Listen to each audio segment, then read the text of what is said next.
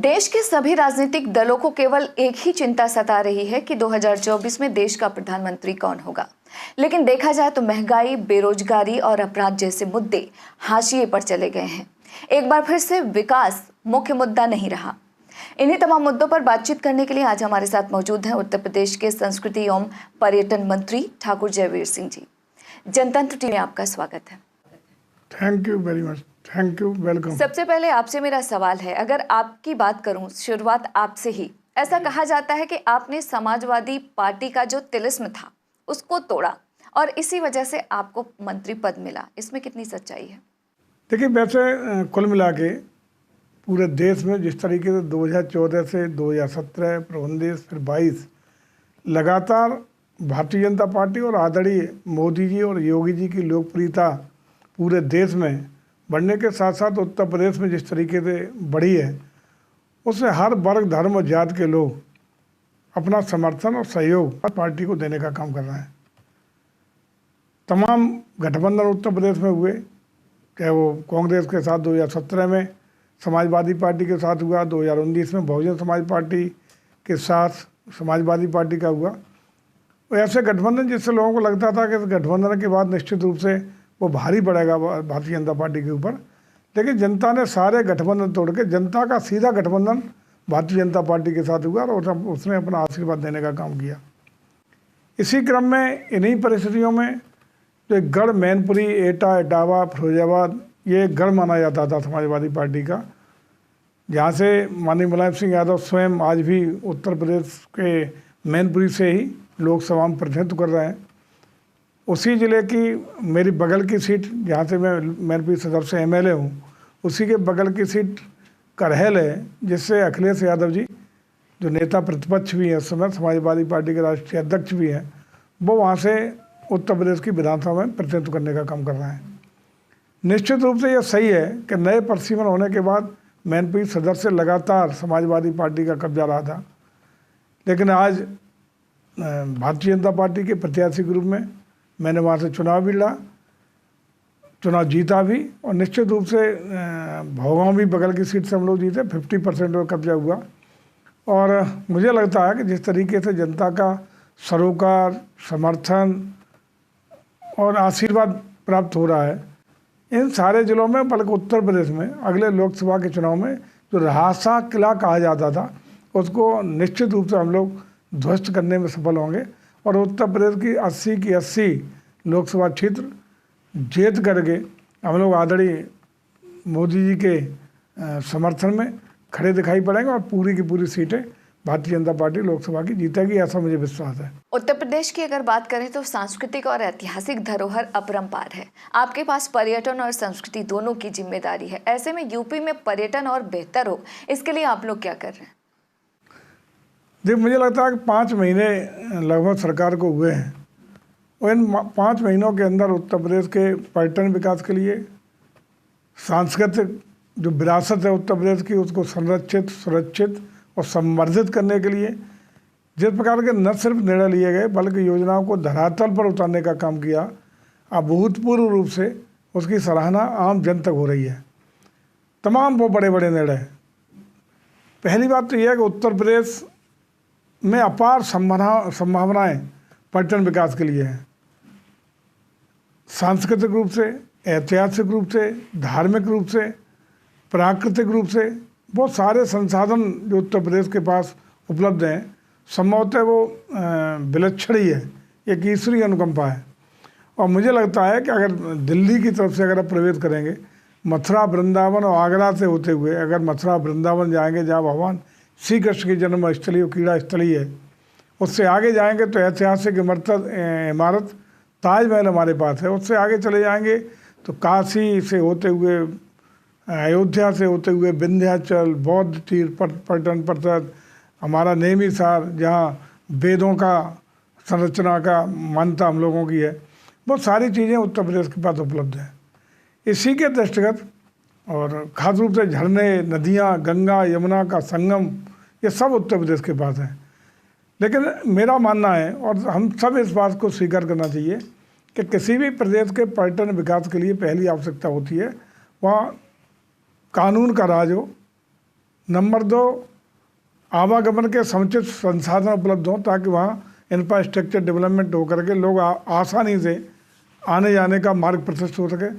Number 3 होता है वहाँ के जो भी पर्यटन की बेसिक सुविधाएं, बेसिक रिक्वायरमेंट है, वो इंफ्रास्ट्रक्चर का डेवलपमेंट हो। 17 से पहले उत्तर प्रदेश के हालात जो थे, खास रूप से कानून व्यवस्था को लेकर के, वो पूरा देश जानता है, बल्कि विदेश तक इसकी बदनामी थी कि उत्तर प्रदेश में अगर कोई पर्यटक जाता है तो उसका जीवन और संपत्ति सुरक्षित नहीं है, लोग भयभीत रहते थे। उसी परिचर्चा के कारण, क्योंकि परिचर्चा जब हो जाती है तो उसका रिफ्लेक्शन समाज में जाता है। उत्तर प्रदेश में जो पर्यटक आता भी था तो अगर दिल्ली से चला आगरा के लिए जाना है तो 2 घंटे आगरा में उसने बिताए और सीधा फतेहपुर सीकरी होते हुए राजस्थान को चला गया। अगर दिल्ली में आके लौट के लोग पूछते थे कि ताजमहल कहाँ है तो कहता था राजस्थान में है, उसे ये नहीं पता कि उत्तर प्रदेश होके वो आया है। लेकिन आज हालात बदले हैं। उत्तर प्रदेश में 17 से 22 के बीच में आदरणीय योगी जी के नेतृत्व में लॉ एंड ऑर्डर पे जितनी काम हुआ है, मैं समझता हूँ देश में वो बेमिसाल है। अब योगी 2 सरकार जब 2022 में पुनः ऐतिहासिक रूप से 37 सालों के बाद प्रदेश की जनता के आशीर्वाद से चुनकर आई है, उसके बाद और बेहतरीन लॉ एंड ऑर्डर का विषय रिफ्लेक्ट हो रहा है पूरे देश में और विदेश में। तो ये पहला आकर्षण का केंद्र उत्तर प्रदेश बना है। इसके अलावा देखा जाए तो आप लोग उत्तर प्रदेश से सटे हुए राज्यों को लेकर एक सीमा द्वार बनाना चाहते हैं, उसका मकसद क्या है? और यदि वो सीमा द्वार बन गया, प्रवेश द्वार बन गया, तो उससे फायदा क्या होगा? देखिए, अब हम लोग प्रवेश द्वार एक बिंदु है, उसका अनेक बिंदुओं पे, चाहे पटना, पहले जो मैं चर्चा कर रहा था इंफ्रास्ट्रक्चर डेवलपमेंट की, आज उत्तर प्रदेश में रोड डेवलपमेंट एक्सप्रेस वे के रूप में, चाहे बुंदेलखंड एक्सप्रेस वे जो अभी माननीय प्रधानमंत्री उद्घाटित किया, Purvanchal express way, Yamuna express way, Agra Lucknow express way का प्रदेश बन गया। कनेक्टिविटी अब दिल्ली से प्रदेश में कहीं चले जाएंगे तो आसानी से आधे से कम समय में आप वहाँ आपका आवागमन हो सकता है। दूसरे, हम लोग पूरे प्रदेश में रोड कनेक्टिविटी के साथ साथ एयर कनेक्टिविटी दे रहे हैं। 6 हेलीपोर्ट हमने अभी स्वीकृत किए हैं। हेलीपोर्ट का मतलब जहाँ तमाम हेलीकॉप्टर्स पर्यटकों के लिए उपलब्ध रहेंगे। उसमें तो 2 एक्टिवेट करके हमने दे दिए जो अगले महीने शुरू होने जा रहे हैं, हमारा गोवर्धन और आगरा। बाकी के 4 जैसे संगम है, लखनऊ है, नेमिसार है, कुशीनगर है, इनको भी हम लोग कुछ ही महीनों में चालू करके दे देंगे। आने वाले समय में हम लोग जल यात्रा के माध्यम से बाई वाटर कनेक्टिविटी हमारी काशी में चालू है, क्रूज चल रहा है वहाँ। अयोध्या में, सरयू में बहुत जल्दी हम लोग चालू करने जा रहे हैं। और इसी के साथ साथ गोकुल से मथुरा तक का लगभग 22 किलोमीटर का जल मार्ग, उसको भी हम लोग बहुत शीघ्र, हमारी भारत सरकार से सहमति हो गई है, आगे बढ़ रहे हैं। और मुझे लगता है कुछ ही महीनों में तीनों जगह क्रूज पर्यटकों के लिए उपलब्ध होंगे। हम लोग एयर कनेक्टिविटी में हेलीपोर्ट के साथ साथ, चाहे कुशीनगर का अंतर्राष्ट्रीय हमारा एयरपोर्ट हो, हमारा जेवर का एयरपोर्ट हो, शीघ्र ये भी बहुत तेज़ी से काम कर रहे हैं। डोमेस्टिक उड़ानों के लिए भी तमाम हम लोगों ने एयरपोर्ट डेवलप करने का काम किया है। एयर स्ट्रिप को एयरपोर्ट में बदलने का लगातार उपक्रम चल रहा है। तो कनेक्टिविटी में बेहतर दे करके भी पर्यटकों को आकर्षित करने का काम कर रहे हैं। इसके अलावा हम लोगों ने पर्यटकों के लिए इन्हीं 5 महीनों में तमाम सुविधाएं, संसाधन, 12 सर्किट डेवलप किए हैं। अभी हम लोगों ने इको टूरिज्म बोर्ड बनाया है, माननीय मुख्यमंत्री जिसके अध्यक्ष बनाया, पिछली कैबिनेट में पारित हुआ है। उसमें 10 विभागों को, वन विभाग, आयुष विभाग, सिंचाई विभाग, परिवहन विभाग, इस तरह के 10 विभागों को जोड़ करके हम लोग इको टूरिज्म बोर्ड बनाए हैं, जिससे चाहे हमारे जो प्राकृतिक संसाधन हैं, अभयारण्य हैं, तमाम जो जू हैं, उनको डेवलप करके पर्यटकों के लिए खोलने का काम करेंगे, सुविधा युक्त बनाएंगे। और उसी के साथ साथ हम तमाम वो चीज़ें, जब आपने अभी चर्चा करी कि हम लोग जहाँ जहाँ एंट्री पॉइंट है उत्तर प्रदेश में, विभिन्न राज्यों से, जहाँ 8-7 राज्य ऐसे हैं जिनकी कनेक्टिविटी उत्तर प्रदेश से सटे हुए प्रदेश हैं, उन सबकी कनेक्टिविटी हम दे करके प्रथम जैसे ही प्रवेश उत्तर प्रदेश की सीमा में करेंगे, बढ़िया सा स्वागत द्वार भी होगा। अकेला स्वागत द्वार नहीं होगा, वहाँ हम पर्यटक के लिए सारी सुविधाएं, पर्यटक सुविधाएं, उनके लिए जो चाहे CNG गैस हो, इलेक्ट्रिक गाड़ियों की चार्जिंग का स्टेशन हो, वहाँ उनके लिए रेस्टोरेंट और ढाबा की व्यवस्था हो, उनके ठहरने के लिए उपलब्ध व्यवस्था जो हैं वो सारी उपलब्ध कराएंगे, ताकि उनको लगे कि उत्तर प्रदेश पुराना बीमारू उत्तर प्रदेश नहीं, नया डेवलप्ड उत्तर प्रदेश है, जो उनके स्वागत के लिए तत्पर है, जो उनके लिए सारी सुविधाएं देने के लिए तत्पर है। हम पहला स्वागत गेट पर ये संदेश देने का काम करेंगे। इसके अलावा अगर ताजमहल की बात करें तो देश दुनिया से लोग वहां जाते हैं ताजमहल का दीदार करने। कुछ लोग हैं जो मांग कर रहे हैं कि ताजमहल का नाम बदलकर तेजो महालय कर दिया जाए। इसके बारे में यूपी सरकार का विचार क्या है? निश्चित रूप से इसमें सरकार का कोई विचार नहीं है। स्थानीय स्तर पे वहाँ जो नगर निगम है उनके सभासदों के बीच का ये विषय है, सरकार का कोई ऐसा विषय नहीं है। ताजमहल हमारा आकर्षण का केंद्र है, पूरे विश्व में जिसकी चर्चा रहती है, और निश्चित रूप से ताजमहल के प्रति आकर्षण है देश दुनिया में। उसका पर्यटक की सुविधा के लिए और ज़्यादा हम सुविधाएं दे करके उसको पूरी तरह हम लोग आकर्षण का और केंद्र बनाएंगे। और ख़ास रूप से वृंदावन, मथुरा, अयोध्या, काशी, नैमिषार, विंध्याचल, ये जो हमारे 7 और 12 सर्किट जो हम लोगों के चिन्हांकित हैं, इनके लिए सारी वो इतना भव्य दिव्य बनाने का काम करेंगे। और आप देखिए आने वाला 2025 में उत्तर प्रदेश का कुंभ, पूर्ण कुंभ होने वाला है। और पूर्ण कुंभ को हालांकि हम लोगों ने पिछला जो अर्ध कुंभ था उसको भी Guinness book of world record में ऐतिहासिक रूप से लोगों को आकर्षित करके उस कुंभ का रूप दिया, और आज उसी कुंभ को और भव्य दिव्य बना के अपना ही बनाया हुआ कीर्तिमान पुनः 25 में तोड़ेंगे। हम लोगों ने अभी अयोध्या में पिछली बार जो दीपोत्सव हुआ उसमें जो दीपों का प्रकाशन हुआ, वहाँ दीप जलाए गए, और जो आयोजन हुआ उसकी भव्यता दिव्यता के दृष्टिगत वो भी उसने नाम Guinness book of world record में दर्ज कराया। लेकिन अपने ही रिकॉर्ड को पुनः हम तोड़ेंगे इस वर्ष, और लगातार भव्यता और दिव्यता के साथ जो हमारी संस्कृति है, जो भारतीय परंपरा है, जो मूल्य हैं, जो अवधारणा है, उसको हम एक बार पुनः पुनरुत्थानित करते हुए सनातन संस्कृति को बहुत आगे ले जाते हुए उत्तर प्रदेश में ऐसा आकर्षण का केंद्र बनाएंगे कि पर्यटन के क्षेत्र में उत्तर प्रदेश में यदि जो हमारा व्यवस्थाएं होंगी, उससे मैं समझता हूँ कि विदेशी कोई अगर पर्यटक हमारे देश की धरती पे आता है, या देश का कोई व्यक्ति पर्यटन की दृष्टि से घूमने का मन बनाएगा, तो उसकी पहली पसंद उत्तर प्रदेश बनेगा। ये हम अगले 5 साल में तब पूर्णता करने का काम करेंगे। यूपी सरकार ने एक आदेश दिया है कि गैर मान्यता प्राप्त जो मदरसे हैं उनका सर्वे होना चाहिए। क्यों जरूरी है ये सर्वे? देखिए, मैं समझता हूँ, आपको खुद भी लगता होगा कि योग्य भविष्य में योग्य बनाना है, जात धर्म के आधार पर नहीं।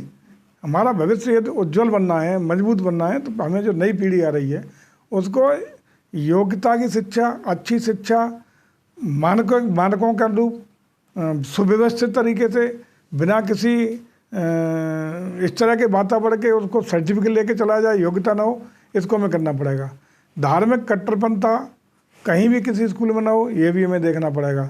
मानक पूरे हो रहे हैं कि नहीं हो रहे हैं, ये भी हमें देखना पड़ेगा। सरकार का दायित्व है कि प्रदेश के रहने वाले हर उस बच्चे को गुणवत्ता परक शिक्षा मिले जिसकी अपेक्षा है, ताकि भविष्य में एक योग्य नागरिक देश का बन करके देश के विकास में, देश की आगे बढ़ाने के लिए अपना योगदान कर सके। क्योंकि माध्यमिक शिक्षा हो, हम लोग मानक लागू किए हुए हैं। हमारी CBSE की जो भी मान्यता प्राप्त स्कूल है, हमारा मानक है, तो इसमें भी मानक अगर आ रहा है और उसको हम गुणवत्ता बढ़ाना चाहते हैं, तो धार्मिक आधार थोड़ी है वो। हम लोग चाहते हैं कि शिक्षा गुणवत्ता परक बच्चों को मिले। इसके दृष्टिगत हम लोगों ने निर्णय लिया है कि जो ऐसे स्कूल हैं जिनकी मान्यता नहीं है, तो उनकी एक बार हम परीक्षण करा रहे हैं, और प्रयास करेंगे कि वहाँ के जो टीचर हैं, वहाँ के जो पढ़ाने वाले हैं, उनकी योग्यता क्षमता क्या है, उनकी दक्षता क्या है, उनका वेतन का स्तर क्या है, उनका भी वेतन पूरा मिलना चाहिए। लेकिन असदुद्दीन ओवैसी कह रहे हैं कि ये सर्वे मिनी NRC है। अब वो ओवैसी जी तो अब क्या कहते हैं, आप लोग भी जानते हो, वो हर मुद्दे को धार्मिक कट्टरपंथा का स्वरूप देने का प्रयास करते हैं। उनका तो लगातार इस तरह के हैं कि एक धर्म विशेष को, एक वर्ग विशेष को हमेशा उद्वेलित करने के लिए, कट्टरपंथा में झोंकने के लिए इस तरह की बयानबाजी करते रहते हैं। मैं समझता हूँ कि उत्तर प्रदेश सरकार निश्चित रूप से आगे बढ़ेगी, और मेरा मानना यह है कि इसमें कोई धर्म के आधार पर इस तरह की बात नहीं करनी चाहिए। लेकिन इस तरह के, कल भी मैं देख रहा था कि तमाम जो टीचर इस तरह के स्कूलों में शिक्षा दीक्षा दे रहे हैं, उन्होंने इसका स्वागत किया है इस निर्णय का कि कम से कम हम लोगों को मान के अनुसार वेतन मिलेगा, गुणवत्ता पर शिक्षा होगी, मानक पूरे होंगे, उससे बेटरमेंट होगा, एक अच्छा वातावरण बनेगा। मैं समझता हूँ सारे मुस्लिम भाई भी जो शिक्षा इस प्रकार की शिक्षा जुड़े हुए हैं, उनने भी सरकार के निर्णय का स्वागत किया है।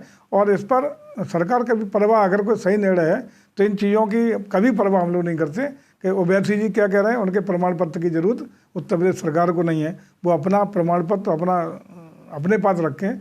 हम उत्तर प्रदेश को गतिशील बनाने के लिए, आगे ले जाने के लिए, उसको बहुत आगे ले जाने की एक आर्थिक रूप से, सामाजिक रूप से, शैक्षणिक रूप से बेटरमेंट करने के लिए, उत्तर प्रदेश को बहुत आगे ले जाने के लिए निरंतर काम कर रहे हैं और करते रहेंगे। इससे कोई फर्क पड़ने वाला नहीं है कि ओवैसी जी क्या कह रहे हैं, उनके प्रमाण पत्र की जरूरत उत्तर प्रदेश की सरकार को नहीं है। अखिलेश यादव कह रहे हैं कि भाजपा का विकास से कोई सरोकार नहीं है, समाजवादी पार्टी के शासनकाल में जो विकास कार्य किए गए थे उसको आप लोग बर्बाद कर रहे हैं। अखिलेश जी असल में विचलित हैं, उद्वेलित हैं और बड़ा परेशान है अपने परिवार की कलह से। और मेरा ये मानना है कि आदरणीय अखिलेश जी के अनुरोध करूंगा कि एक विपक्ष की सकारात्मक और रचनात्मक भूमिका में उन्हें रहना चाहिए।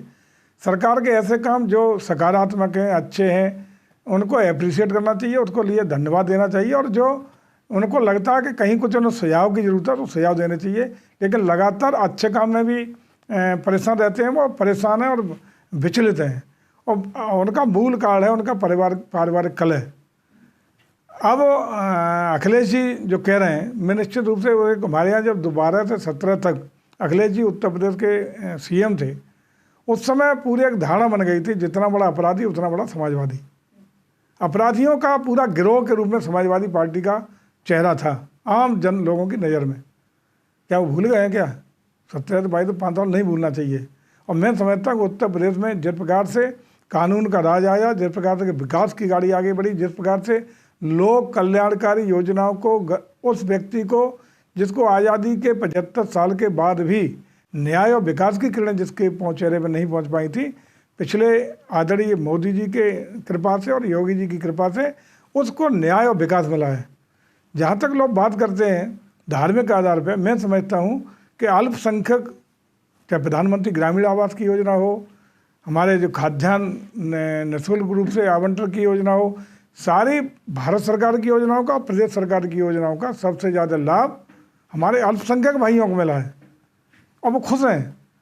3 तलाक का मामला था, इस तरह का खूब उद्यम हुआ, लेकिन हमें खुशी है कि पिछले विधानसभा के चुनाव में आगे बढ़ करके मुस्लिम महिलाओं ने तमाम पारिवारिक जंजीरों को तोड़ते हुए भारतीय जनता पार्टी को वोट और सपोर्ट करने का काम किया, क्योंकि उन्हें लगता है कि उनका महिलाओं का भविष्य सुरक्षित है, महिलाओं को आगे बढ़ाने का काम कर रहे हैं। उसमें हम लोग कहीं भी हिंदू मुस्लिम की बात नहीं कर रहे हैं। हम चाहते हैं कि हर वर्ग धर्म के लोग आगे बढ़ें और खासकर महिलाओं का उत्थान हो। उसी के तहत बेटी पढ़ाओ बेटी बढ़ाओ का सपना पूरा करने के लिए उत्तर प्रदेश सरकार काम कर रही है, भारत सरकार काम कर रही है।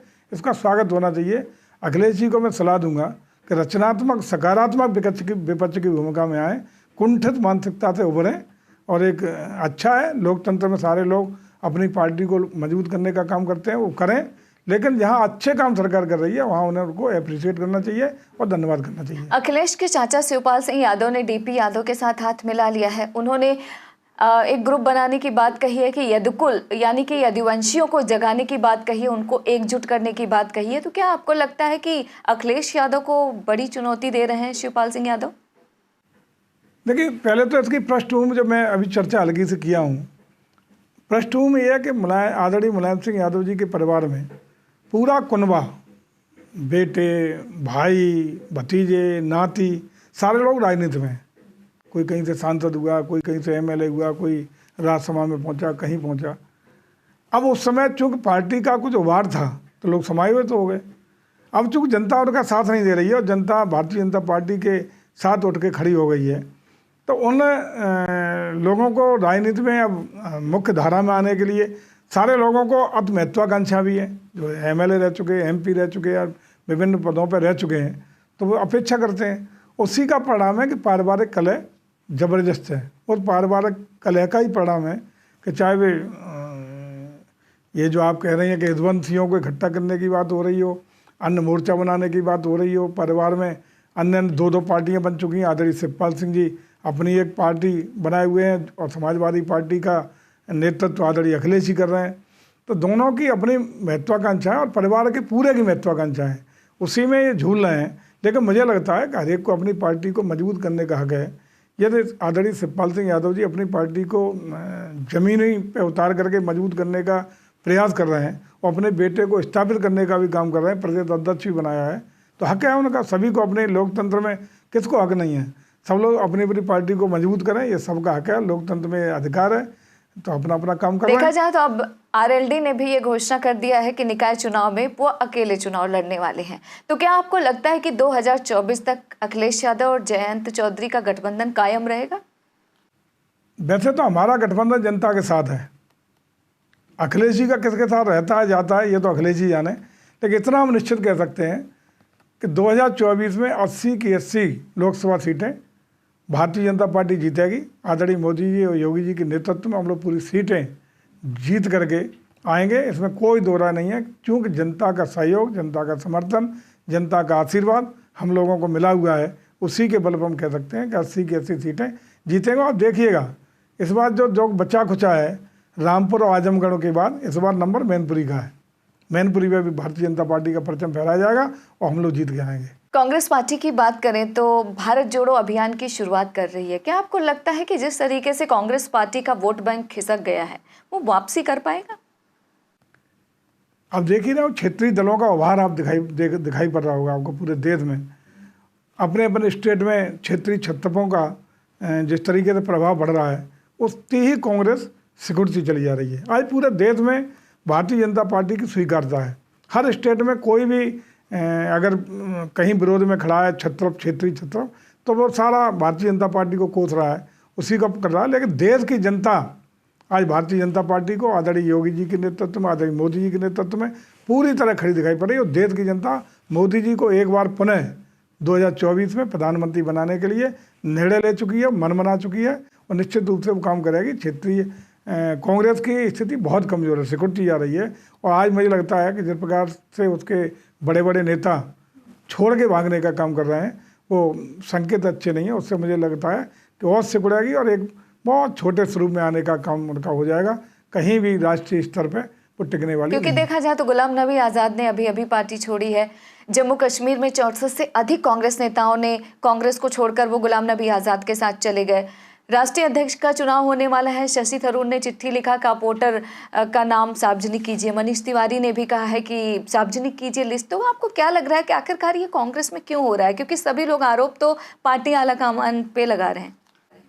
जब जनाधार खिसकता है, घर का थोड़ा तो उदाहरण दे दें, घर में अगर किराए से तो हो जाए पैसे की, तो घर में झगड़े शुरू हो जाते हैं, बाप बेटे में, चाचा भतीजे में। वही स्थिति कांग्रेस की है। आज किराए में है कांग्रेस। चूँकि किराए में है तो मुझे लगता है कि वहाँ के जो भी छत्रप हैं उनके अपने, चाहे वो गुलाम नबी आज़ाद साहब हों या अन्य लोग हों, वो धीरे धीरे उनको लग रहा है कि भविष्य कांग्रेस का कोई बचा नहीं है। और ख़ासकर वही लोग बचे हैं जो गांधी परिवार के अपने व्यक्तिगत रूप से समर्पित भाव से जुड़े हुए हैं, उनकी निष्ठा केवल वहीं तक है। तो वो हालांकि गुलाम नबी भी, आज़ाद साहब भी उसी में थे, लेकिन उन्होंने अपना निर्णय लिया और वो प्रदेश के पूर्व मुख्यमंत्री भी रहे और बड़े जम्मू कश्मीर के स्टेट के बड़े नेता हैं कांग्रेस के। उनका हटना एक बड़ा झटका है। इसी तरह की अन्य जो नेता चुनाव, चाहे उनके संगठन के चुनाव पे प्रश्न चिन्ह लगा रहे हों या अन्य चीज़ें हों, ये इसको प्रदर्शित करता है कि अंदरूनी कलह सतह पे है और जिसका नुकसान आगे आने वाले समय कांग्रेस को और उठाना पड़ेगा। अगर हम झारखंड की बात करें, वहाँ पर भी सीबीआई और ईडी की इंक्वायरी, बिहार में भी वैसे ही कुछ स्थिति है। यहाँ राहुल गांधी से भी कई बार पूछताछ हुआ। लगातार विपक्ष ये आरोप लगा रहा है कि केंद्र सरकार जानबूझकर एजेंसियों का दुरुपयोग कर रही है, राजनीतिक साजिश रच रही है ताकि विपक्ष का खात्मा हो सके। कितनी सच्चाई है इसमें? देखिए, आप भी समझ रहे होंगे कि आदरणीय मोदी जी के नेतृत्व में जब से 2014 में आए, उन्होंने एक बीड़ा उठाया था कि देश को भ्रष्टाचार मुक्त करना है। तो भ्रष्टाचार के खिलाफ एक मुहिम आदरणीय मोदी जी के नेतृत्व में चल रही है। तो उसके लिए भ्रष्टाचार मुक्ति का अभियान में जो भी मामले आ रहे हैं, ईडी अपना काम कर रही है, सीबीआई अपना काम कर रही है। तो उसमें कोई हमारा सत्ता पक्ष का या सरकार का कोई उसमें दखल नहीं है। ईडी अपना काम कर रही है और पूछताछ करने का हक है। यदि आपके पास कोई शिकायत है, कोई एफआईआर करता है, तो आपको पूछताछ करने का हक है। आप निर्दोष हैं, अपने को सिद्ध कर पाएंगे, निश्चित रूप से आप निर्दोष सिद्ध होंगे। अगर आप आरोपी हैं, सिद्ध होगा, तो ईडी निश्चित रूप से अपना काम करेगी, कार्रवाई करेगी, उसका न्यायालय अपना काम करेगा। अब दोषी हैं, निश्चित रूप से आप दंडित होंगे, निर्दोष हैं, अपने आप बरी होंगे। तो उसमें कांग्रेस, हमारा सरकार का कोई उसमें भूमिका नहीं करी जा सकती है। जो भी भ्रष्टाचार में लिप्त मामले हैं, भ्रष्टाचार में किसी स्टेट का मामला हो, जो भी लिप्त होंगे, भ्रष्टाचार मुक्त भारत बनाना है। इस अभियान की शुरुआत बहुत पहले आदरणीय मोदी ने की है और वो कंटिन्यू जारी रहेगा। अगर 2024 की बात करें तो आप लोग तैयारियों में तो जुट गए हैं, वो तैयारियां दिखाई भी दे रही हैं, लेकिन आपके जो पुराने सहयोगी थे, चाहे महाराष्ट्र में उद्धव ठाकरे हों या फिर अभी हाल ही में नीतीश कुमार, जो लंबा गठबंधन था जेडीयू का आप लोगों के साथ, वो भी अलग हो गए। ऐसे में क्या आपको लगता है कि 2024 की राहें थोड़ी मुश्किल हो सकती हैं बीजेपी के लिए? मैंने आपसे पूर्व में ही कहा कि हमारा गठबंधन दलों से नहीं, लोगों के दिलों से है, जनता के साथ गठबंधन है। पर देश भर की जनता आज मोदी जी को, देश नहीं, आज तो हम लोग अंतर्राष्ट्रीय स्तर पर अगर बात करें तो अंतर्राष्ट्रीय स्तर पर, विश्व स्तर पर ग्लोबल नेता आदरणीय मोदी जी बन गए हैं।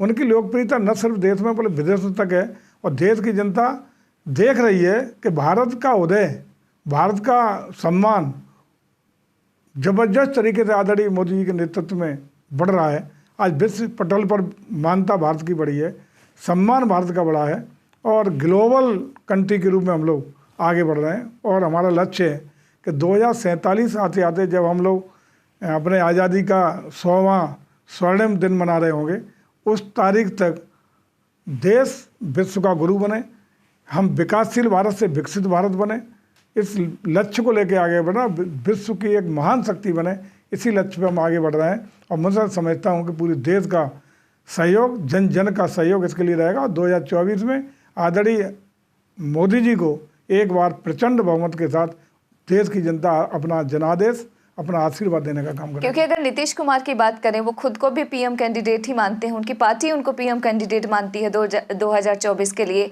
और वो कह चुके हैं कि भाजपा को हराना है तो सभी विपक्षी दलों को एकजुट होना जरूरी है। इसी सिलसिले में केसीआर से भी उनकी मुलाकात हुई, ममता बनर्जी अलग से मुहिम चलाई है कि 2024 में प्रधानमंत्री को हराना है। तो क्या आप इनको चुनौती नहीं मानते? दिखाई पड़ रहा है आपको मिलना जुलना, लेकिन आने वाले समय में पहले ये तय करें पीएम का दावेदार कौन है। जितने भी छत्रप हैं सब पीएम पद के दावेदार हैं, चाहे केसीआर हों, ममता जी हों, केजरीवाल जी हों, नीतीश जी हों, सारे तो दावेदार पीएम के हैं। सारे दावेदारों का पहले अपना तय तो कर लें कि कौन प्रधानमंत्री पद का दावेदार है। ये आपस में बातचीत चलेगी, लेकिन मुझे नहीं लगता कि कहीं कुछ है। लेकिन कर लेंगे तो पार्टियों का गठबंधन तो हो सकता है, कर भी लेंगे तो केवल पार्टियों का, जनता का गठबंधन भारतीय जनता पार्टी के साथ है। उनका मन भारतीय जनता पार्टी के साथ है। आदरणीय मोदी जी के प्रति लोगों में श्रद्धा का भाव है, लोगों में एक विश्वास का भाव है और लगा है लोगों को कि देश की सीमाएं सुरक्षित रखने की बात हो, देश को ग्लोबल लीडर बनाने की बात हो, देश को हर क्षेत्र में बहुत आगे ले जाने की बात हो, लोगों को जन कल्याणकारी योजना से गरीबों को आच्छादित करने की बात हो, चाहे हर मोर्चे पर आदरणीय मोदी के नेतृत्व में देश बहुत आगे बढ़ा है। और उसी विश्वास की जो भावना पैदा हुई है, उसी के बल पर भारतीय जनता पार्टी का पुनः एक बार कमल का बटन दबा करके जनता 2024 में मोदी जी को अपना आशीर्वाद देने का काम करेगी और हम पुनः प्रचंड बहुमत के साथ सरकार बनाएंगे। आपने हमें समय दिया, उसके लिए आपका बहुत बहुत शुक्रिया। Thank you very much, welcome. तो आप सुन रहे थे उत्तर प्रदेश के कैबिनेट मंत्री ठाकुर जयवीर सिंह जी को, जिन्होंने तमाम सवालों के जवाब बड़े ही बेबाकी के साथ दिए। फिलहाल आप हमें और हमारी टीम को इजाजत दीजिए और देखते रहिए जनतंत्र टीवी।